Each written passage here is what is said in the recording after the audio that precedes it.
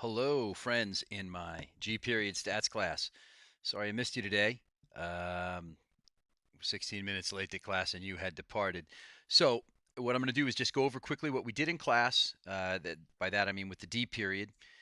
So you're caught up. And what I had the D period do today was just get in groups and do problems. So I am going to assign each of you a problem and have you email your answer to the entire class. So that'll be coming in an email, and you'll probably get it with the link to this podcast. So, real quickly, we're wrapping up chapter 4.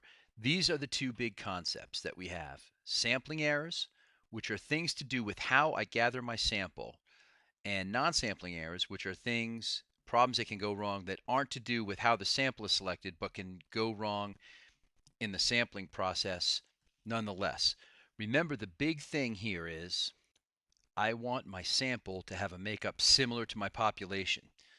So, whatever the general makeup is of the population, I want my sample to be as close to that as possible. These errors all represent things that can go wrong and cause this not to happen. So, real quickly, the green ones you should already know from discussions we've had earlier in the year. Okay, undercoverage means that I do not include some group of the population. So if I call people for a survey by phone number, people without phones get left out. If I go by social security number, people without a social security number get left out. So maybe a better way is to show you this graph. Okay, if you look, under coverage is this.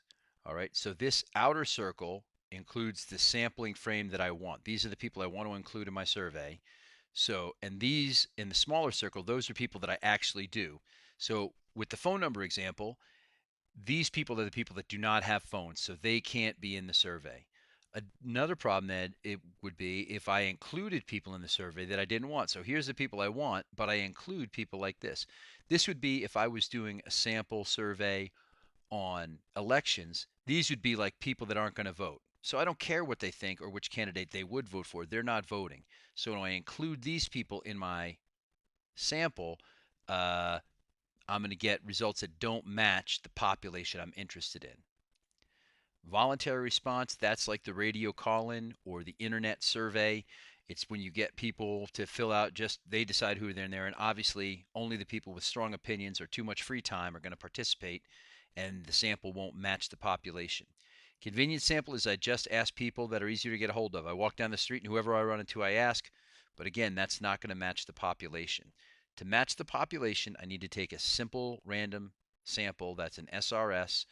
All right. And I know I'm going to have sampling variability because when I take different samples, I get slightly different results, but that's accounted for by the margin of error.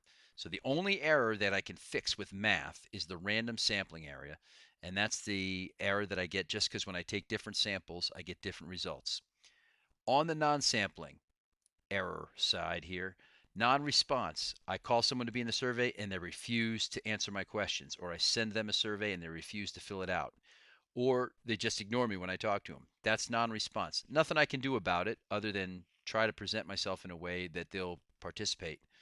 Response error is lying. So if people make stuff up and tell them not the truth, I can't change that.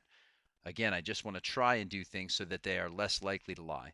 Processing error is when I write down the numbers, the data wrong. So if I ask age and a kid is 10 years old and I write down 100 because I put an extra zero, obviously that's going to be a processing error. That's going to throw off my results. And we talked a lot about wording the question. If you ask the question in such a way that leads the person to an answer, I'm not always going to get an honest result.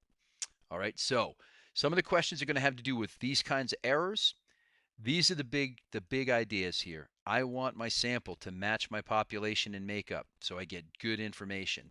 These are a list of things that can go wrong with that. You should know what all these are. You should be able to give me a definition in your own words and make up an example. So included in this, I'm going to give a list of problems. I'm going to assign people a problem. When you do your problem, you're going to email your answer to everyone.